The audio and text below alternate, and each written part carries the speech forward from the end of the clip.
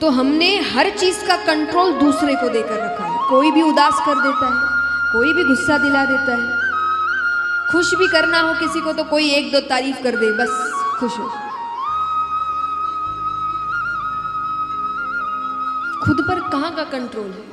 ऐसा हो कि जब तक आपका मन नहीं है कोई आपको कुछ ना कर सके।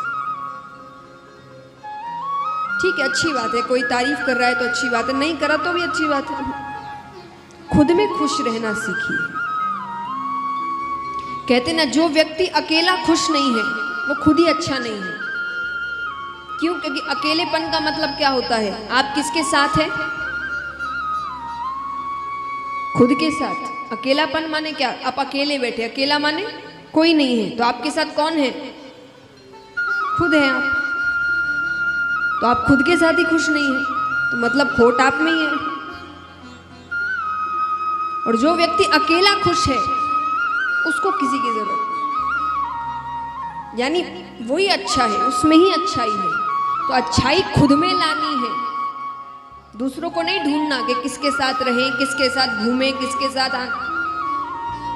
हम अकेले ही खुश हैं। वो तब होता है जब आप भगवान को समझते हैं। जैसा मैंने कहा, किसी भी चीज के लिए ये नहीं कि वैराग्य लेना है, नहीं। संसार में रहकर ये सारे काम हो सकते हैं। बड़े बड़े आप कथा में ही सुनेंगे, बड़े बड़े राजा हुए हैं जो भगवान के बहुत बड़े भक्त हुए। अब राजा के पास किस चीज की कमी होती है?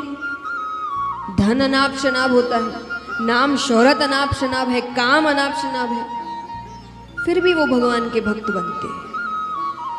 तो ये चीजें भगवान की भक्ति में आड़े नहीं आती, कभी भी हम लाते हैं।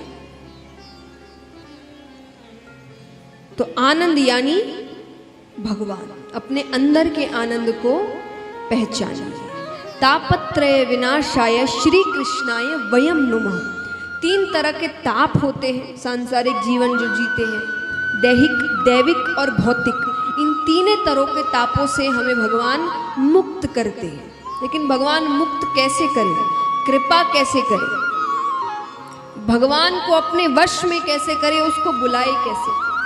कहते हैं कि भगवान की एक कमजोरी है। कैसी कमजोरी?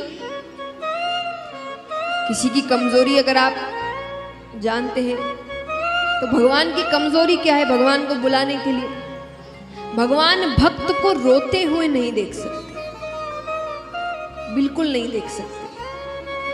भगवान कहते हैं कि सन्मुख होए जीव मोहे जब ही, कि वो एक बार मुझे रोकर पुकार ले के हे नाथ मैं आपका हूं।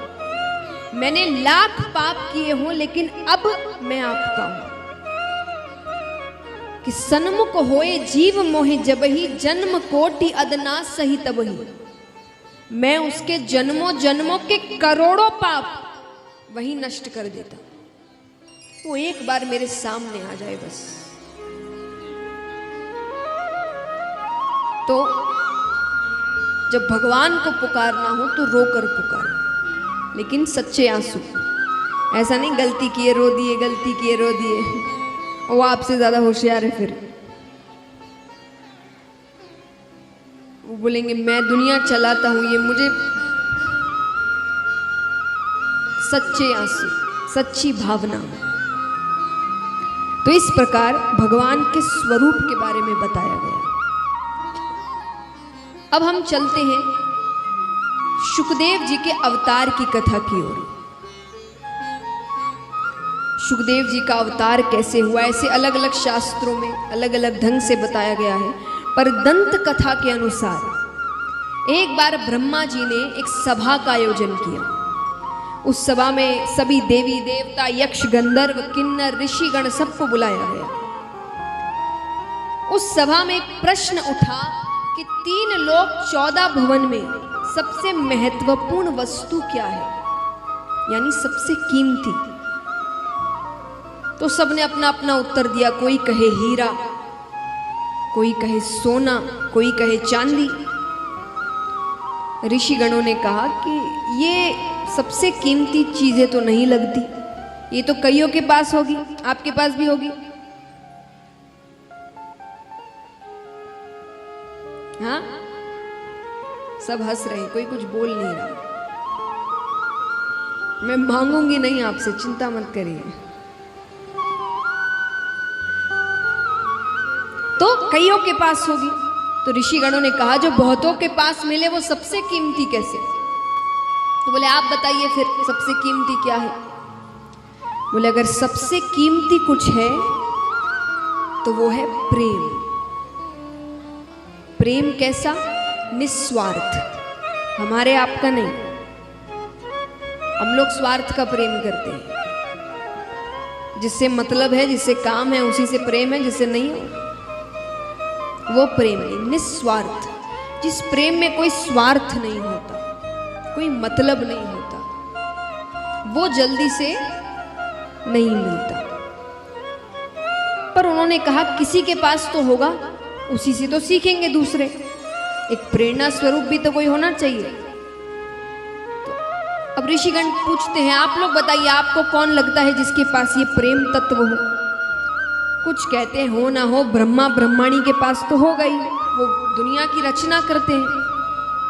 ऋषिगणों ने कहा ब्रह्मा जी रचना के कार्य में इतने व्यस्त हैं, उनके पास ब्रह्माणी के लिए समय ही कहाँ है। ठीक है, अब वहां नारद जी भी बैठे थे। नारद जी किसके भक्त हैं? नारद जी किसके भक्त हैं? विष्णु भगवान और लक्ष्मी माता। तो उन्होंने कहा कि हो ना हो मेरे प्रभु विष्णु भगवान और लक्ष्मी माता के पास तो जरूर है। ऋषिगणों ने कहा वहां भी उतना नहीं है। क्यों नहीं है? अरे बोले अगर उतना प्रेम होता तो समय ना समय देकर भगवान भक्तों के पीछे थोड़ी दौड़ते। आधी रात को गजेंद्र ने पुकारा, लक्ष्मी जी को छोड़कर चले गए। ऐसे आधी रात में कोई छोड़कर जाता है क्या?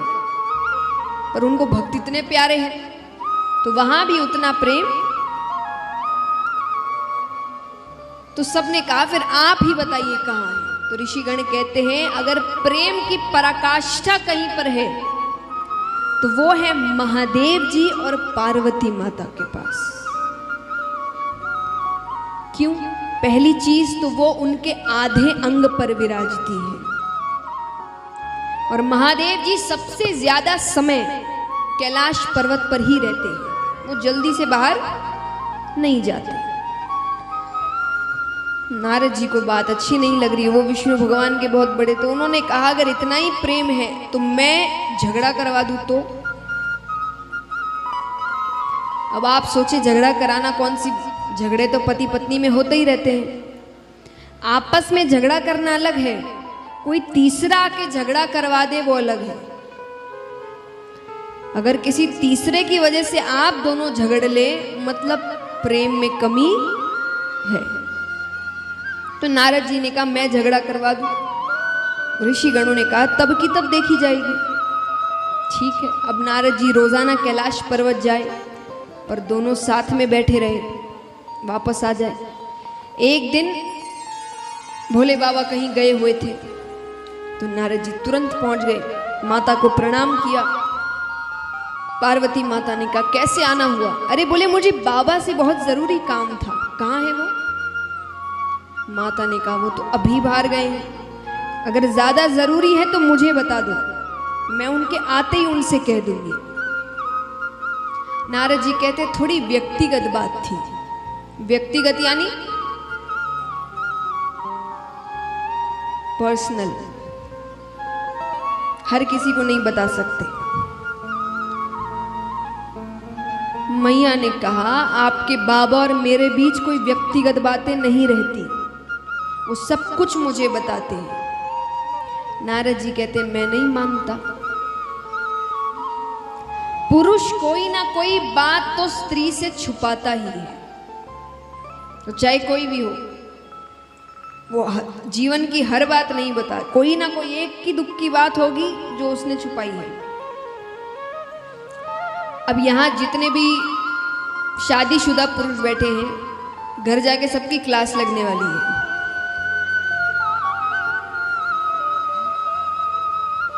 तो यहाँ पर माता ने कहा कि ऐसी कोई बात नहीं है, वो मुझसे कुछ नहीं छुपाते।